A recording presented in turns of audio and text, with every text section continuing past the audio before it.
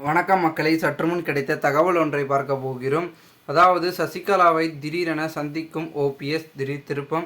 இந்த ஒரு தகவலை பற்றி தான் நாம் பார்க்க போகிறோம். தகவலை பார்ப்பதற்கு முன்னதாக நீங்கள் நம்மளுடைய சேனலுக்கு புதிய பார்வையாளர்களாக இருந்தீர்கள் என்றால் மறக்காமல் நம்மளுடைய சேனலை சப்ஸ்கிரைப் செய்து வைத்துக் கொள்ளுங்கள் மக்களே. தற்பொழுது பன்னீர்செல்வம் அவர்கள் ஜெயலலிதா அவர்கள் மறைவுக்கு பிறகு அதிமுகவில் கொஞ்ச நாள் காலத்தை ஓட்டிக்கொண்டு பதவியிலும் இருந்து கொண்டிருந்தார். அதன் பிறகு ஆட்சி முடிந்த பிறகு ஒரடியாக தூக்கிவிட்டார்கள் ஓபிஎஸ், சசிகலா, டிடிவி தினகரன்.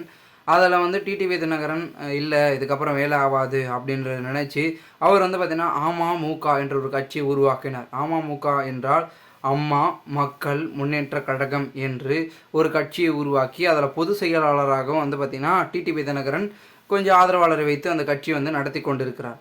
மேலும் சசிகலா அவர்கள் என்ன செய்தாங்கன்னா, ஒரு பக்கம் அமமுகவில் இருந்தாங்க, அப்புறம் இப்போ பார்த்திங்கன்னா அப்படி இப்படின்னு ஒரு பக்கம் ஒரு வழியாக இருந்துகிட்ருக்காங்க. ஆனால் அவர்களுக்கும் ஆதரவாளர்கள் இருக்கிறார்கள்.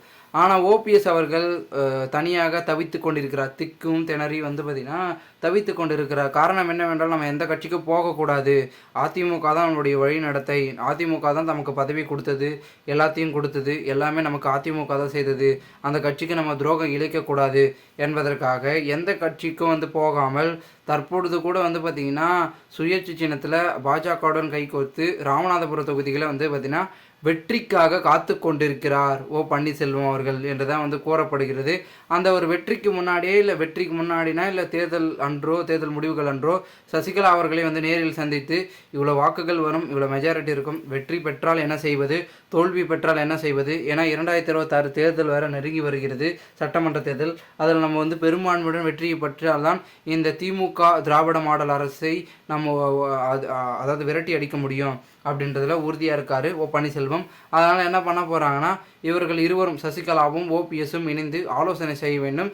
அந்த சந்திப்பு எப்போ நடக்க போகிறது, தேர்தல் முடிவுக்கு பின்னா இல்லை அதுக்கு முன்னா அப்படின்றதான் பார்த்திங்கன்னா பேச்சுக்கள் என்பது ஓபிஎஸ் தரப்பில் பேசப்பட்டு கொண்டிருக்கிறது. இதனால் பன்னீர்செல்வம் அவர்கள் சசிகலாவை சந்தித்தால் கண்டிப்பாக அதிமுகவை குறித்து பேசுவதற்கு வாய்ப்பு இருக்குது. ஏன்னா நம்ம இப்படியே போயிட்டு இருந்துச்சுன்னா நிலைமை மோசமாயிடும். உடனே நம்ம அதிமுகவில் செல்லணும், அதுக்கான வழி என்னன்றது சொல்லுங்கள், பேச்சுவார்த்தை நடத்தலாமா இல்லை மன்னிப்பு கடிதமா அப்படி இப்படின்னு நிறைய விதமான சிக்கல்கள் இருக்கிறது. ஏன்னா வழக்கையே நம்பிட்டு இருந்தால் அந்த ஒரு வழக்கு போது வாதங்கள் வைக்கிறாங்க, விசாரணை நடக்குது, தள்ளுபடி, ஒத்திவைப்பு, அப்படி இப்படின்னு பெரும் இழுத்தடிப்பாக இருக்கிறதுனால ஓபிஎஸும் மீண்டும் மேல்முறையீடு போட்டுகிட்டே இருக்கார். அதில் எந்த ஒரு சேஞ்சஸும் நடக்கிற மாதிரி தெரியல. அதனால் ஒரு வேறு வழியே இல்லை, அதை செஞ்சே ஆகணும் அப்படின்ற மாதிரி அதிமுகவில் செல்வதற்கு பல கட்ட முயற்சிகளையும் பிளான்களையும் போட நம்மளுடைய சசிகலா அவர்களை சந்திக்க ஓபிஎஸ் தயாராக இருப்பதாகவும் ஒரு சில தகவல்கள் என்பது தெரிவிக்கப்படுகிறது. இதனால் ஓபிஎஸ் அவர்கள் சசிகலாவை சந்தித்தால் பெரும் விதத்தில் அதிமுகவின் தலைமையை கைப்பற்ற போராடுவாரா அப்படின்னு கேட்டிங்கன்னா வாய்ப்புகள் இருக்குது. ஓகேங்களா? ஏன்னா பார்த்திங்கன்னா எடப்பாடி பழனிசாமி மட்டும் தான் தலைமை வேண்டும் அப்படி இப்படின்னு துடித்துட்டு இப்போ பொதுச் செயலாளராகவும் இருக்கிறார். அந்த ஒரு பதவியை பன்னீர்செல்வம் அவர்கள் விரும்பி இருந்தாலும் கூட அதிமுகவில் தலைமையில்னா கூட கட்சியில் இருக்கணும்னு நினச்சாரு. இல்லை நீங்கள் இருந்தாவே எனக்கு சிக்கல் அப்படின்னு அவர் தூக்கிட்டாரு. ஸோ இருந்தாலும் நாங்கள் வருவோம், வந்தே தீருவோம், தலைமையை கைப்பற்றுவோம் அப்படின்ற நோக்கத்தில் ஓபிஎஸ் இருப்பதாகவும் கூறப்படுகிறது. பொறுத்திருந்து பார்க்கலாம் என்ன நடக்குது என்பதை. மேலும் இது போன்று நீங்கள் அரசியல் சார்ந்த நிகழ்வுகளாம் தினசரி தெரிந்து கொள்ள சேனலை சப்ஸ்கிரைப் பண்ணுங்கள். நன்றி, வணக்கம்.